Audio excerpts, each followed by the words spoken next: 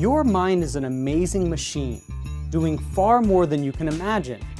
It's your biggest ally, but it can be your biggest enemy, especially when it comes to your finances. I'm Dr. Daniel Crosby, and we're going inside your mind to put you on your best behavior.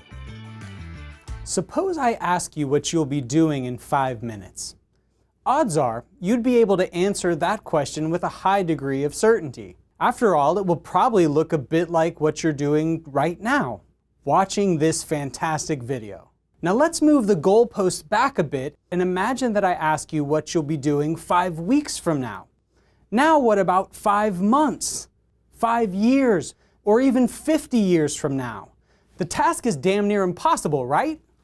Of course it is, because in our quotidian existence, the present is far more knowable than the distant future. What complicates investing is that the exact reverse is true. We have no idea what will happen today, very little notion of what next week holds, and a slight inkling as to potential one-year returns. But we could make a much more accurate estimate of 25 years from now. Consider the long-term performance of stocks by holding periods.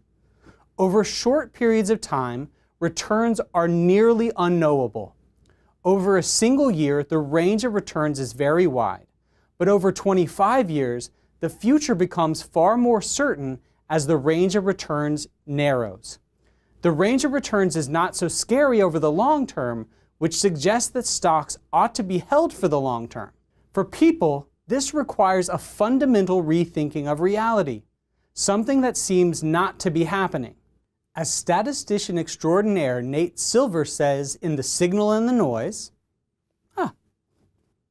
in the 1950s, the average share of common stock in an American company was held for about 6 years before being traded, consistent with the idea that stocks are a long-term investment.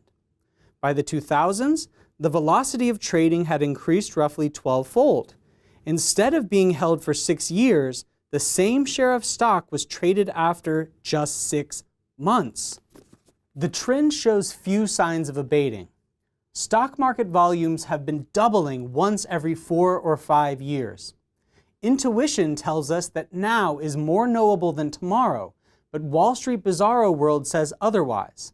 As Mr. Silver points out, more access to data and the disintermediary effects of technology make our human tendency toward short-termism even greater.